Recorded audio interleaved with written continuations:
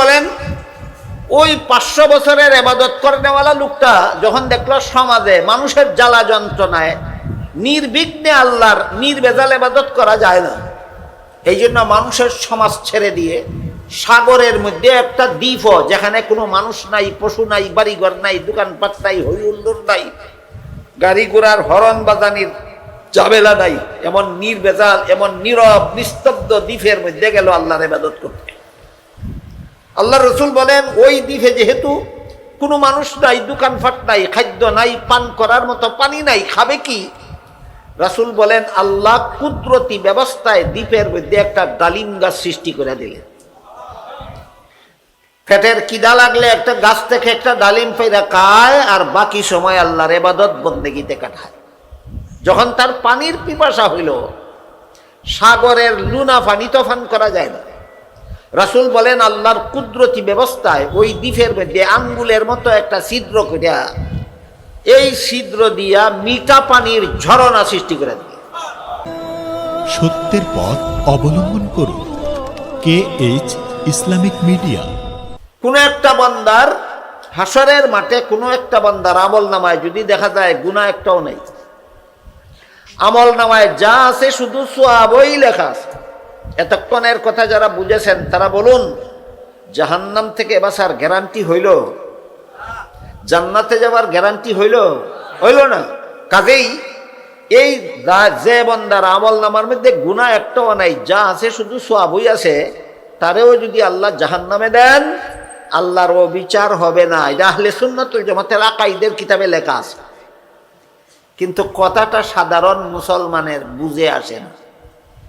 দেখি সহজে বুঝে আসার মতো কথা না, একটু কঠিন আছে? গুনাহ নাই বান্দার একটাও, সওয়াব আছে অনেক, জাহান্নামে দিলে অবিচার হবে না কিভাবে? এই প্রশ্নের জবাব রাসূল করিম সাল্লাল্লাহু আলাইহি ওয়াসাল্লাম দীর্ঘ একটা হাদিসের মাধ্যমে উম্মতকে দিয়া গেছেন। ওই হাদিসটার মর্মটা আমি আগাগোড়া আপনাদের শোনাই, ইনশাআল্লাহ আহলে সুন্নাত ওয়াল জামাত বুঝতে পারবেন কারে কয়, চিনতে পারবেন কারে কয়। হাদিস শরীফে আল্লাহ রাসূল বলেন, আল মুস্তাদরাক লিল হাকিম নামের হাদিসের কিতাবে এই হাদিসটা উল্লেখ আছে।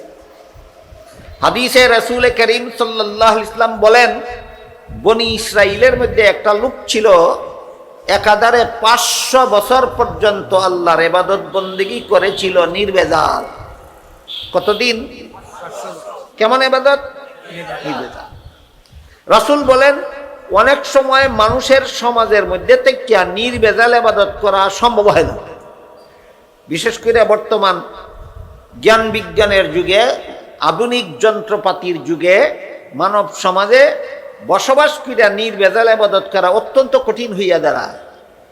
যেমন ধরেন, কথার কথা, আপনি মসজিদে জামাতে নামাজ পড়তে গেলেন, আপনার পাশে যেই লোকটা নামাজের জামাতে দাঁড়াইল, তার মোবাইল অফও করছে না, সাইলেন্টও করছে না। যতক্ষণ পর্যন্ত নামাজ পড়লেন ততক্ষণ পর্যন্ত আপনার সাইটম্যানের পকেটের মোবাইলের মধ্যে মসজিদের ভিতরে হই হুল্লোড় কইরা বাজনাই বাজলো, বাজনাই বাজলো, বাজনাই বাজলো। খুব শান্ত মানে নামাজটা পড়তে পারবেন না, অশান্ত করে দিল। এই দেখেন, মানুষের সমাজে থেকে যে অনেক সময় ইবাদত নির্ভেজাল করা যায় না, মানুষের ইচ্ছায় অনিচ্ছায় ভেজাল করে দেয়। মোবাইলের কথাটা যেহেতু আসলো, মোবাইল সম্পর্কে একটা সুন্দর চমৎকার একটা তথ্য আছে আপনাদেরকে। এই মোবাইল ফোন সেট যেই লোকে প্রথমে আবিষ্কার করেছে, আবিষ্কার করে সারা দুনিয়াতে সাপ্লাই দেওয়ার পরে 1 বৎসরের মাথায় বৎসর পূর্তি উপলক্ষে একটা সেমিনার করেছে। মোবাইলের আবিষ্কারক বৎসর পূর্তি উপলক্ষে একটা সেমিনার করেছিল। সেমিনারের অনুষ্ঠানে সে পাগলের মতো নাচতে শুরু করল। মানুষে জিজ্ঞাসা করলো, তোর কি হইল? মোবাইল আবিষ্কার করছ, সারা দুনিয়াতে সাপ্লাই হয়েছে, সেমিনার করতেছ, ভালো কথা, নাচস কেন?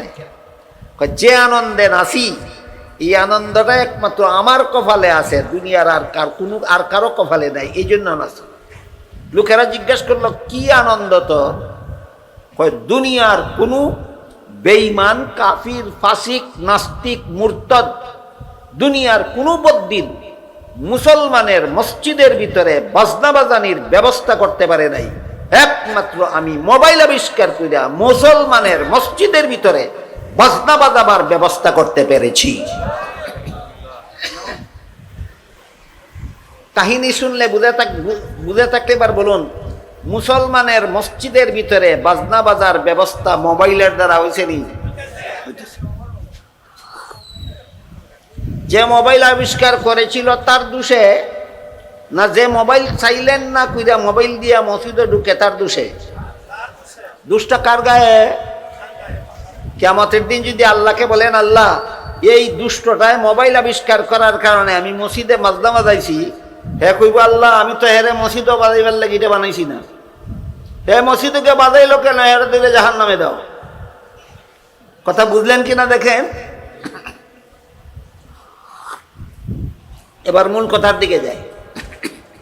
আল্লাহ রাসূল বলেন, ওই 500 বছরের ইবাদত করেনেওয়ালা লোকটা যখন দেখলো সমাজে মানুষের জ্বালা যন্ত্রণায় নির্বিঘ্নে আল্লাহর নির্ভেজাল ইবাদত করা যায় না, এই জন্য মানুষের সমাজ ছেড়ে দিয়ে সাগরের মধ্যে একটা দ্বীপ, যেখানে কোনো মানুষ নাই, পশু নাই, বাড়িঘর নাই, দোকানপাট নাই, হই হুল্লোড় নাই, গাড়ি ঘোড়ার হরন বাজানির ঝামেলা নাই, এমন নির্ভেজাল, এমন নীরব নিস্তব্ধ দ্বীপের মধ্যে গেল আল্লাহর ইবাদত করতে।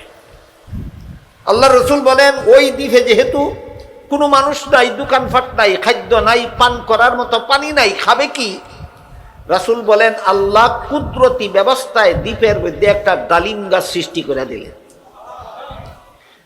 পেটের খিদা লাগলে একটা গাছ থেকে একটা ডালিম পেড়া খায়, আর বাকি সময় আল্লাহর ইবাদত বন্দেগীতে কাটায়। যখন তার পানির পিপাসা হইল, সাগরের লুনা পানি তো পান করা যায় না। রাসূল বলেন, আল্লাহর কুদরতি ব্যবস্থায় ওই দ্বীপের মধ্যে আঙ্গুলের মতো একটা ছিদ্র করিয়া, এই ছিদ্র দিয়া মিঠা পানির ঝরনা সৃষ্টি করে দিল। খিদা পাইলে ডালিম গাছ থেকে একটা ডালিম ফাইরা খায়, পিপাসা লাগলে ওই মিঠা পানির ঝরনার থেকে এক গ্লাস পানি পান করে, আর বাকি সময় আল্লাহর ইবাদত বন্দেগীতে কাটায়। এইভাবে একাধারে 500 বছর পর্যন্ত সে আল্লাহর ইবাদত করেছে। কাহিনী কোনো কিচ্ছা কাহিনী না, রাসূলের বর্ণিত ঘটনা। রাসূল হয়তো মিথ্যা ঘটনাও বলছেন। আপনাদের নবী জীবনে কোনোদিন মিথ্যা কথা বলেন? দুনিয়াতে এমন কোনো মানুষের নজির গ্যারান্টি দিয়া বলা যায় না যে মিথ্যা কথা কোনোদিন বলেনি। একমাত্র আপনাদের নবীর ব্যাপারে গ্যারান্টি দিয়া বলা যায় জীবনে কোনোদিন একটা মিথ্যা কথাও বলেননি। কাজে এই কাহিনীটা রাসূল মিথ্যা বলেছেন? কিছুতেই না।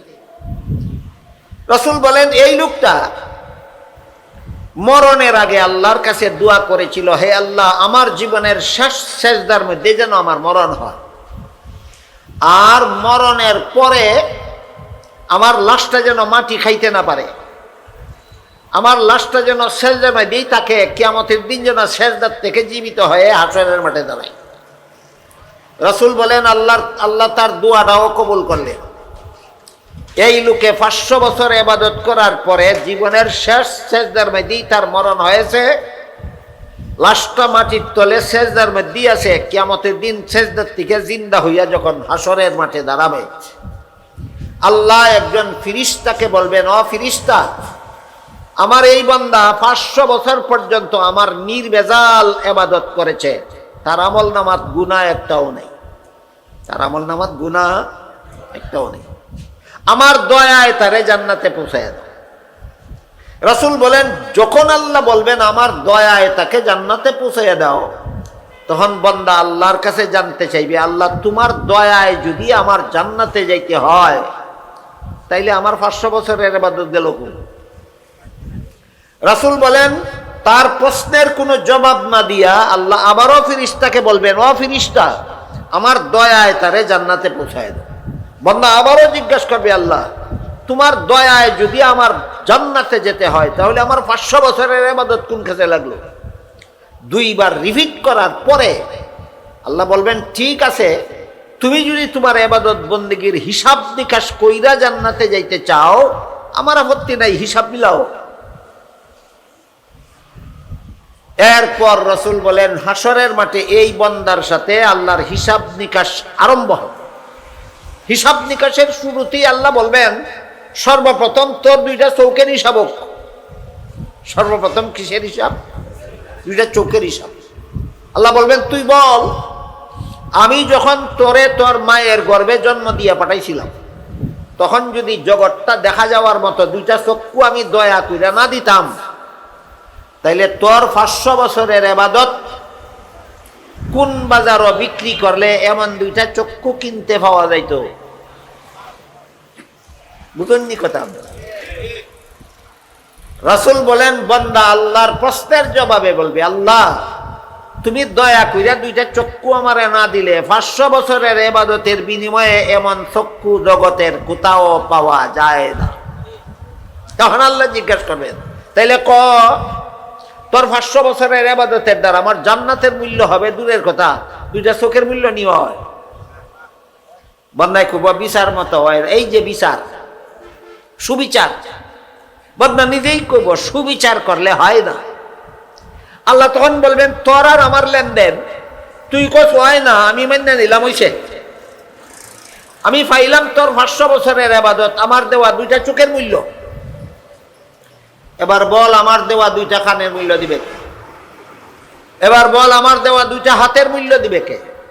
এবার বল আমার দেওয়া দুইটা পায়ের মূল্য দিবে কে? বল আমার দেওয়া 32টা দাঁতের মূল্য দিবে কে? বল আমার দেওয়া 20টা আঙ্গুলের মূল্য দিবে কে? আর 500 বছর আমার ইবাদত করতে গিয়া কত লক্ষ ডালিম খাইছিলে, ডালিম গাছটা তোর বাফে বানাইয়া দিছি।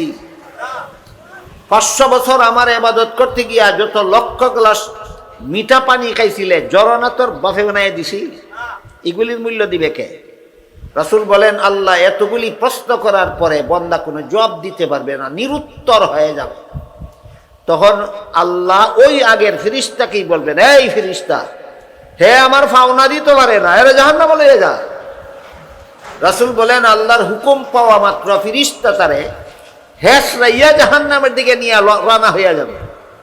তখন বান্দা চিৎকার দিয়া হাসরের মাঠে বলবে, আল্লাহ সুবিচারের দরকার নাই, দয়া করে এই দাও।